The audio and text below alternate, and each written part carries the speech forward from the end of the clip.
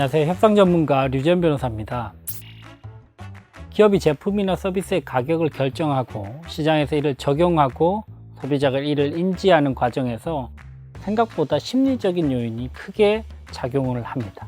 이번 챕터에서는 가격 결정에 영향을 미치는 심리학적인 요인들 12가지 중에서 기존의 1편부터 6편까지 원칙에 이어서 7편부터 12편까지의 원칙들을 하나씩 분석해 보도록 하겠습니다. 자, 7번째 원칙은요, 가격은 격렬한 고통을 수반한다는 것입니다. 최근에 신경가격 결정 분야의 권위자들은 MRI 분석을 통해서 소비자가 가격을 지각하는 행위는 뇌에 극심한 고통을 유발한다는 사실을 밝혀내고 있습니다.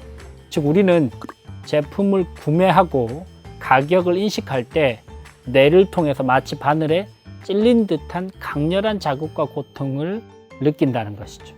중요한 포인트입니다. 그죠, 여러분들? 가격을 결정할 때는 가급적인 소비자들이 고통을 적게 느낄 수 있도록 가격을 설정해야 된다는 것이죠.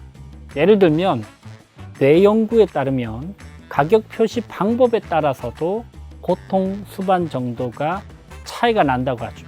가격을 표시하는 전형적인 방법들, 이것이 가격이다 라고 자동적으로 떠오를 수 있게 만드는 이 방법들은 오히려 그렇지 않은 방법들에 비해서 훨씬 더 격렬한 고통을 수반한다는 것이죠. 예를 들면 16만 7천 원이다 라고 명시를 했을 때, 그리고 16.7이다 라고 명시를 했을 때, 이 두 가지를 비교를 해보면 16만 7천 원으로 전형적인 방식으로 명시를 했을 때 훨씬 더 강한 수준의 고통이 수반이 된다고 합니다. 뇌가 숫자 자체를 가격으로 명확히 인식하는 순간 직접적인 고통이 그만큼 극대화된다는 것이죠.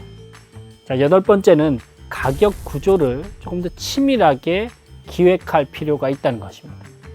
우리 뇌가 가격을 인식하는 순간 바늘에 찔린 듯한 고통을 느낀다는 이 7번째 원칙을 전제로 생각을 해보면 우리는 어떻게 하면 소비자들이 느끼는 신경적 고통을 최소화시킬 수 있을 것인지를 치밀하게 기획해 봐야 될 것입니다. 기본적으로 가격을 인식하고 그리고 지불할 때의 고통의 순간은 가급적이면 횟수를 줄이는 것이 절대적으로 유리하게, 따라서 수차례로 나누어서 지불하게 하는 것보다는 실컷 이용하게 만들고 한 번에 결제하게 하는 것이 훨씬 좋습니다. 한 번의 출혈을 느끼는 것이 매번 바늘에 찔린 듯한 고통을 느끼는 것보다 절대적으로 유리하기 때문이죠. 반대로 이 고통이 아니고 인센티브나 성과에 대한 보상은 여러 번에 걸쳐서 진행될 때 더 좋은 느낌과 결과로 이어지는 경우들이 많습니다. 이 보상을 지급할 때, 인센티브를 지급할 때, 금전적인 보상을 받을 때 그때마다 좋은 감정과 동기부여가 되살아나기 때문이죠. 최신식 키즈 카페나 수영장 같은 시설을 이용을 해보면 손목에 밴드를 주고 수시간 동안에 구매를 할 때마다 밴드만 이렇게 찢게 하게 되는 그런 시스템을 딱 갖춰 놓는 경우들이 많은데요. 찍을 때 내가 얼마를 썼는지도 확인도 안 됩니다. 그죠? 이럴 때는 퇴장을 할 때까지 극심한 고통 한 번도 느끼지 않고 자동적으로 여러 구매가 이루어지게 만드는 그런 분위기를 조성한다는 것이죠. 고객이 구매를 하고 지불을 하고 고통을 느끼는 그 순간들을 최소화시켜서 어떻게 하면 세일즈를 더 극대화시킬 수 있을까를 고민하는 전략적인 차원에서 만들어진 그런 시스템이라고 평가될 수 있습니다. 9번째는 이 구의 법칙을 고려하라. 가격하면 가장 먼저 떠오르는 건 역시 9라는 숫자입니다. 그죠? 9,900원, 99,000원, 99만원, 990만원, 990원. 숫자에 있어서 9라는 법칙, 즉 9라는 숫자는 가격에 있어서 가장 많이 등장하는 숫자죠. 지몬 쿠어 앤 파트너스의 공동 창업자 중에 한 명인 에크하르트 쿠어가 소비자 가격이 자주 변동하는 상품 18,000개 정도를 조사를 한 결과 그 중에 43.5%의 가격이 모두 숫자 9로 끝난다는 점을 발견했습니다. 생각을 해보면 9,999원과 만원 사이에서는 실제로 단 1원밖에 차이가 나지 않지만 신경심리학자들은 사람들이 숫자를 인식할 때는 전체 단위를 뭉뚱그려서 파악하는 것이 아니고 가장 왼편에 위치한 숫자부터 파악을 해서 심리적으로 아주 큰 영향을 준다고 하는 것이죠. 즉 9,990원과 만원을 비교를 할 때 실제로 인식되는 숫자의 크기는 9,000 얼마인지 그리고 만원 이 사이에서 실제로 얼마가 차이 나는지가 아니고 이 왼쪽의 첫 번째 숫자 즉 9라는 숫자와 10이라는 숫자를 가지고 인식을 하기 때문에 상대적으로 훨씬 더 그 차이를 크게 느끼게 된다는 것이죠. 이 구의 법칙을 잘 활용하면 심리적인 저항선을 낮추면서도 얼마든지 실리를 취할 수 있는 그런 방식을 전략적으로 택해 볼 수 있습니다. 10번째는요, 손실 회피 성향이라는 것인데, 손실 회피 성향이 생각보다 세일즈에 있어서, 구매에 있어서 생각보다 강력하게 작용을 합니다. 기본적으로 우리는 당연하다고 생각하는 것을 보존받지 못하고 박탈당하게 될 때 아주 커다란 상실감을 느낍니다. 반면에 내가 새롭게 얻는 것에 대해서는 생각보다 큰 감흥을 느끼지는 못한다는 것이죠. 한 실험에서 학생들은 대학교 로고가 그려진 머그컵을 받았습니다. 사실 그 머그컵의 객관적 가격은 $6 정도에 불과했습니다. 근데 판매자들은 본인이 소유한 머그컵의 가격을 평균적으로 7.12달러로 가격을 책정해서 판매를 시작했습니다. 반면에 구매 역할을 맡은 머그컵 구매자들은 평균적으로 불과 2.87달러면 본인이 구매를 하겠다라고 해서 훨씬 더 적은 가격을 제시를 했다는 것이죠.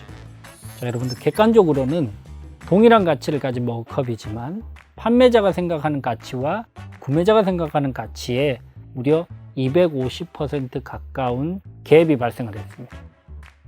왜 이런 현상이 발생하는 것일까요? 우리는 내가 소유하고 있고 내가 이미 가지고 있는 것을 잃을 때 격렬한 상실감을 맛보게 됩니다. 따라서 고객을 상대로 가격을 인상하거나 아니면 기존의 혜택을 줄이는 방식의 선택을 할 때는 고객이 기본적으로 가지고 있는 이 손실 회피 성향에 대해서 신중하게 생각하고 의사결정을 하고 커뮤니케이션을 해야 됩니다. 기본적으로 현상을 유지하려는 성향이 강한 고객들에게 기존 조건보다 오히려 불리한 조건이 제시될 때는 커다란 반발심이 유발되게 되는 것이죠. 자, 11번째는 본전 심리를 활용한 가격 결정 전략입니다. 일단 어떤 방식으로든 소비자들이 구매를 이끌고 나면 자신이 구매한 제품이나 서비스에 대한 본전을 찾으려는 욕구가 생각보다 강력하게 작동한다는 것이죠.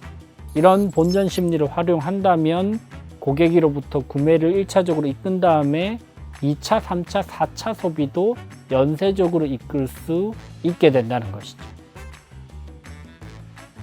요즘 남녀노소 할 것 없이 커피를 즐기고 있고 집에서도 커피 머신을 통해서 커피를 내려 마시는 사람들이 점차 늘어나고 있죠. 저 역시도 캡슐을 사용한 커피 머신을 사서 커피를 집에서 마시고 싶을 때마다 내려 마시는데, 일단 여러분들 제가 경험을 해보니까 커피 머신을 사게 되면 커피 머신을 산 비용이 생각나면서 웬만하면 밖에서 커피를 사 먹는 횟수를 줄이고 집에서 커피를 내려 마시려고 하게 되더라고요. 즉 본전 심리가 강하게 작동하는 겁니다. 실제로 이렇게 되면 커피 머신 판매 기업에서는 자연스럽게 커피 캡슐에 대한 재구매를 연결시킬 수 있게 됩니다. 초기 고정비를 적게라도 투자하게 만들면 소비자들에게 어떻게 하면 본전 심리를 활용해서 재구매를 이끌 수 있을 것인지까지도 전략적으로 활용해서 재구매를 이끌어낼 수 있다는 것이죠. 자, 마지막 12번째죠. 고객의 돈이 어떤 마음 계좌에서 나오는지를 확인할 필요가 있습니다. 시카고 대학교의 리처드 탈러 교수는 멘털 어카운팅, 즉 정신적 회계 이론을 발전시킨 학자인데, 이 리처드 탈러에 따르면 소비자들은 자신이 구매를 할 때 각기 다른 마음의 계좌에서 대금을 지급하게 된다고 주장을 합니다. 너무너무 재미난 이론인데요. 즉 우리가 구매를 하게 될 때 휴가라는 마음 계좌, 취미라는 마음 계좌, 효도라는 마음 계좌, 자기개발이라는 마음 계좌, 아이라는 마음 계좌, 기부라는 마음 계좌, 투자라는 마음 계좌, 건강이라는 마음 계좌, 각기 구분된 멘털 어카운팅을 가지고 예산을 짜고 소비를 계획하면서 각각의 멘털 어카운팅, 마음 계좌별로 지출 수준과 기준을 정한다는 것이죠. 예를 한번 들어볼게요. 만약 50만 원짜리 자전거를 구매를 해야 되는 상황이라면 자신의 마음 계좌 중에서 취미 계좌에서 이 돈이 나갈 수도 있고, 건강 계좌에서 나갈 수도 있고, 아니면 비즈니스 계좌에서 나갈 수도 있는데, 각각 어떤 멘털 어카운팅에서 이 금액이 지불되는지에 따라서 가격 민감도에 결정적인 영향을 미치게 된다는 것이죠. 이는 마케팅과 세일즈 전략적으로도 중요한 의미를 가지게 됩니다. 즉 같은 제품이라도 소비자들에게 접근할 때 어떤 카테고리, 어떤 멘털 어카운팅에서 나가게 할 것이냐, 어떤 부분들을 더 부각시킬 것이냐에 따라서 심리적 저항 정도와 가격 민감도에 큰 차이를 불러일으키고, 이에 따라서 구매를 할 것이냐 말 것이냐, 그리고 구매를 한다면 얼마까지 지불할 수 있을 것인지를 결정할 수 있게 만든다는 것이죠. 자, 지금까지 가격 결정에 있어서 영향을 미치는 12가지 심리학적 원칙들을 하나씩 살펴보았습니다. 꽤 흥미로운 내용들이 많죠, 여러분. 여러분들도 가격 결정을 하실 때 이런 심리적 요인들을 잘 고려하셔가지고 실무에 적용해 보시기 바랍니다.